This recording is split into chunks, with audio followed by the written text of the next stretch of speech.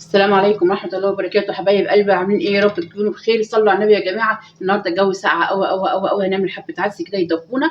ومع الفيديو بتاع العدس دوت كان في اخت طلبت مني طريقة تركيبة الدقيق والجنزبيل والملح بتاعة الزفر، فهعملها معاكم في الفيديو دوت. يا رب يكون فيديو خفيف. تابعوني الاول نشوف هنعمل ايه. بصوا يا حبايب قلبي، معايا توم، معايا جزر، ومعايا بصل، ومعايا طماطم. كل ده مغسول زي الفل اهو معايا كده. اللهم بارك كده اقل من نص كيلو عدس ماشي، وهنزل عليه بالميه. احط الملح بتاعي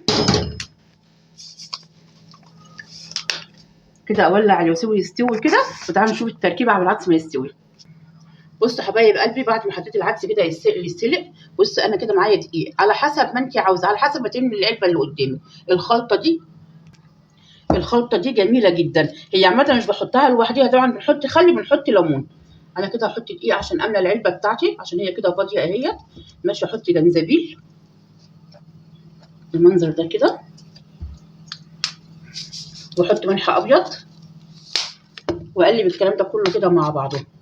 الخلطه دي بتبقى جميله جدا جدا جدا لو بنضف بيها او بحطها في الميه بتاعه الزفر. اي زفر كان عندك بقى بتخلي ريحته حلوه وجميله. وبحط طبعا معاهم ليمونه، وبحط حبه خل.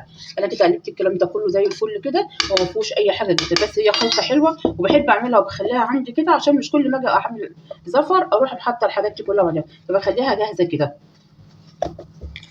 كده. هي المعلقه بتاعتي في العلبه كده زي الفل. ودي كده الخلطه كده بتاعت الزفر كده، عملتها معانا زي الفل. نعمل العدس ونشوف هنعمل ايه تاني. بصوا حبايب قلبي، بعد ما حطيت العدس على البوتاجاز وعملت الخلطه بتاعت الفراخ، كان في شويه حاجات قلت اعملها معاكم برضك. ماشي، ده اللفت انا غسلاه زي الفل ومقطعاه اهو. ده هحط اللفت، نعمل شويه مخللات كده على السريع مع بعضينا قبل العدس ما يستوي اهو كده. اللفت اهو في الخليط هعبيه كده قوام. انا غسلاه ونقعاه وخليه زي الفل،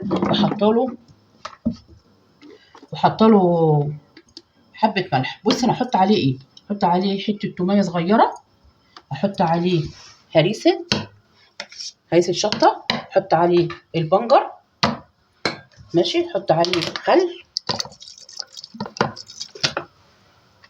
ماشي. هعمل محلول الملح بتاعه وهعبي بقيه اللفت، ونرجع نشوف نعمل ايه تاني. بصوا حبايب قلبي، بعد ما حطيت ميه دافيه معايا وحطيت البنجر وحطيت اللفت كله وعبيته 4 معالق ملح ماشي، وحبه خل. احط حبه شطه حمرا صغيره، ده حسب الرغبه بقى زي ما انت عاوزه. احط عود لورا كده بالمنظر ده كده، واقفل عليه زي الفل. نعمل حبه مخللات كده حلوين كده مع بعضينا على السريع. انا مجهزه كل حاجه، خليكم معايا.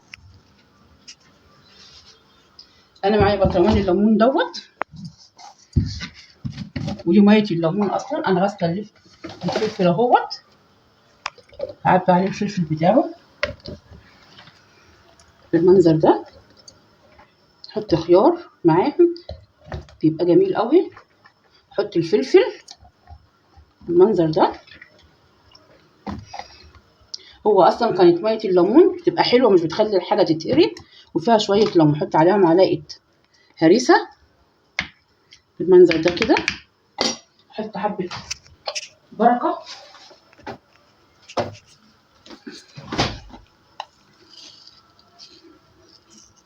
كده. لو عندك برتك عصفر برتك تحطي بالمنظر ده. هزود بس معلقه ملح، معلقه، لان هو كده كده اصلا الليمون بسم الله ما شاء الله حلو، فمش محتاج ايه ملح كتير. انا بزوده بس، بزود المخللات اللي عندي. احط الخيار، احط كده الفلفل ما شاء الله. هكمل كده البطرمان وارجع نشوف المنظر عامل ازاي في الاخر. بصوا حبايب قلبي، كده انا حطيت الفلفل كله والخيار والباقي حطيته معايا في جردل صغير اهو كده. انا خلصته اهو. بص بقى انا ايه، الفه كده اهو، واحط على وشه كده شويه زيت هو البطرمان.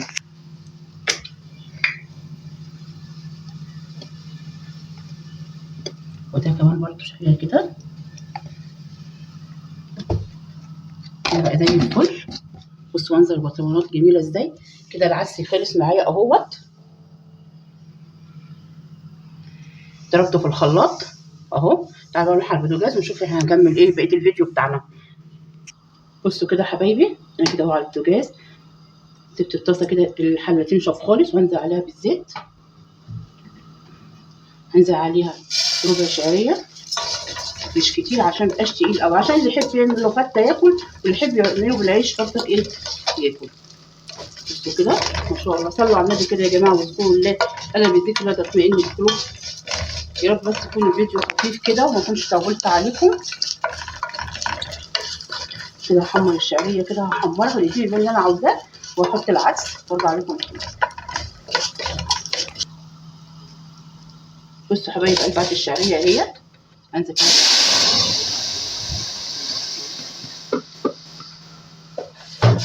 احط بقى الملح بتاعي واظبط الملح.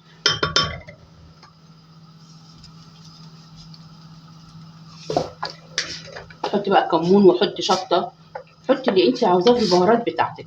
كده انا خلصته كده، ونشوفه في الاخر كده وانا بقدمه.